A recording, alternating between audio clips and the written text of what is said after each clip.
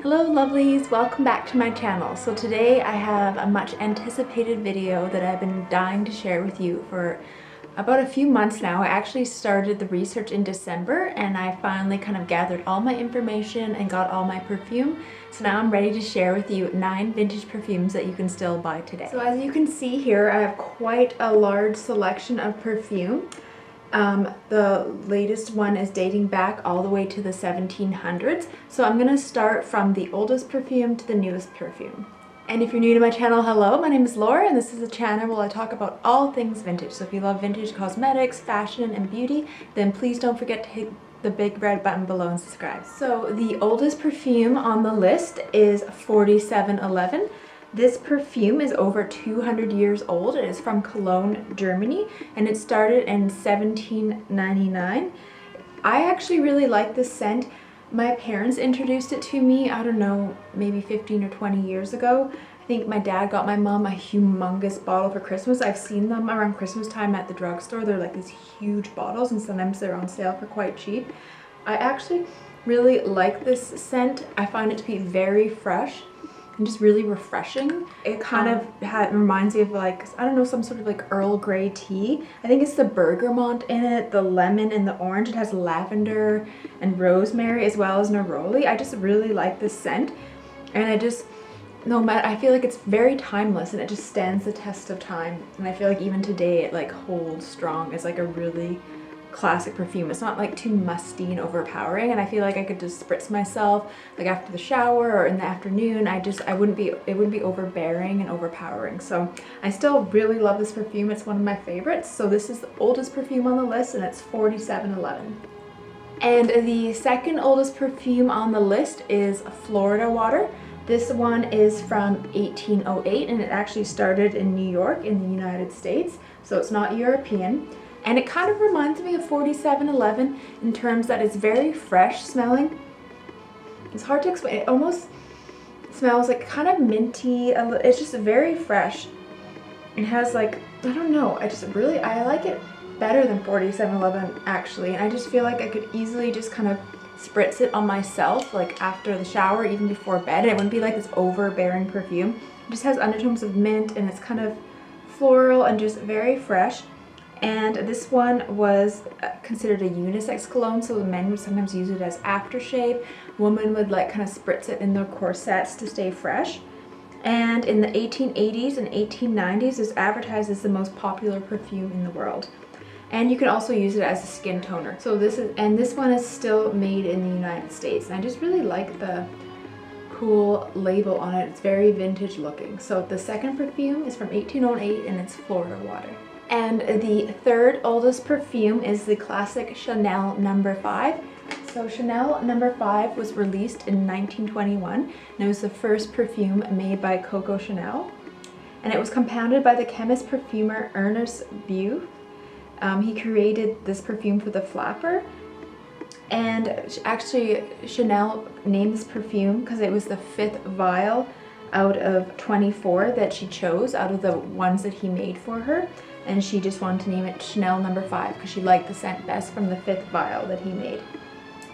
And this bottle is from 1924, so they reformatted the bottle in 1924, and this is actually the same bottle that they used since 1924. And then in the 50s, Chanel No. 5 had a resurgence because Marilyn Monroe said she always wore it before bed. She said that she kind of dripped it in the bathtub with her. So that is the third fragrance. And the fourth fragrance, that is the fourth oldest one, is Blue Waltz. When I did research on this, it said that it was popular in the 1950s, so I was actually surprised to find out that it came out in 1927. And it's a very sweet and spicy fragrance.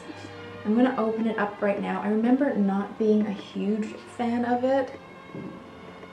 It's really hard to say. It definitely has a vintage smell to it.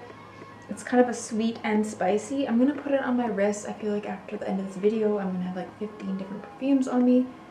But I find it hard to really gauge how it smells. It's not bad. It is kind of nice actually. And apparently this perfume was very popular in the 1950s and people would wear it to like prom and it's like for high school sweethearts and stuff.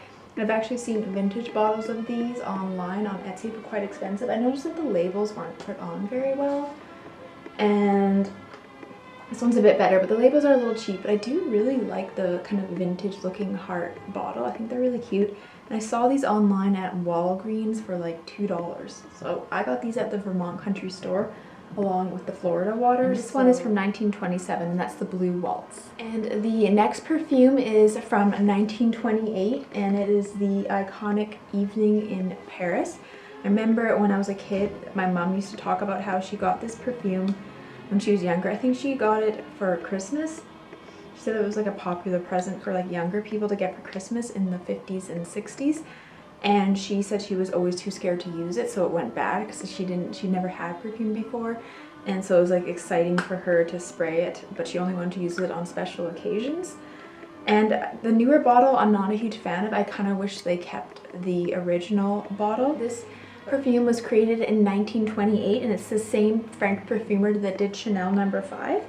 And this perfume was actually discontinued in the late 1960s and reformulated by Chanel in the early 1990s. So that's interesting that it was reformulated by Chanel, considering that the first perfumer that actually created the perfume did Chanel No. 5.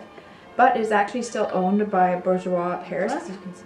I think it's a really pretty fresh and unique scent. I quite like it, and I also love that it's not that popular and it's hard to come by, so you know not everyone else is going to have it. And I also got this at the Vermont Country Store. And moving on, now we're getting into the 1940s. The next perfume is the Miss Dior by Christian Dior, and this one came out in 1947. When I was first doing my research online, when I thought of Miss Dior, I think of like the newer Miss Dior that you see in all the stores, the Natalie Portman version, which I used to have. I think a few years ago I had that perfume, and I love that one. It's very light, very fresh, very floral. And then I kind of researched, and I had no idea that this is the original Miss Dior from 1947. And this one was actually launched when the new look was launched in 1947 by Christian Dior. So I remember learning about the new look in fashion school, but I just didn't actually think they still sold this perfume. And when you go to department stores, they actually don't really have it on display. When I went to my local department store, I had to ask someone because I didn't see it on the counter, and I almost wasn't going to. I was like thinking, well, they must not just have it because I saw it online, and then they had it behind the counter, and they said that they just try to push the newer Dior, so they don't have this on display. But this one is also made in France. It's very pretty, but it definitely has a vintage smell to it, but it's in a good way. I can smell a lot of gardenia. There's a bergamot again. It has jasmine and lily of the valley. I feel like lily of the valley was a very popular scent back in the day, as well as bergamot, because I find that a lot of these perfumes have those notes on it. It's just definitely like a timeless and elegant fragrance. I was a little reluctant to buy this because it was kind of expensive. I think it was $130, but I just figured it was like more, again, like collecting a piece of art and kind of a piece of history. And I just really appreciate perfume, and the fact that this has been the same scent since 1947 just made me really want to have it in my collection. And I think it smells really good, and I also kept the box and everything.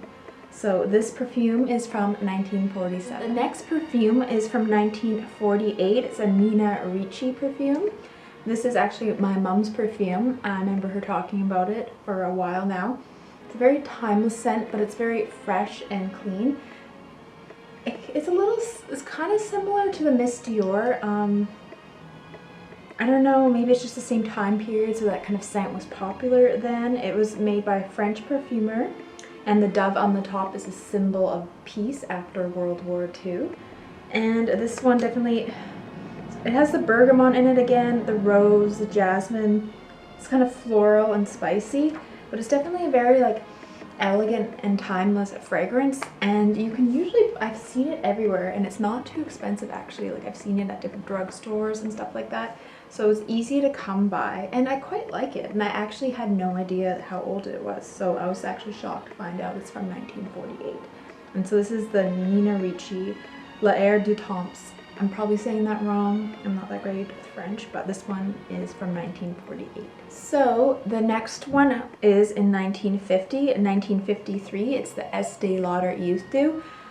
I found this one online. I just was initially attracted to the bottle because it looks so vintage. I love the kind of teal green.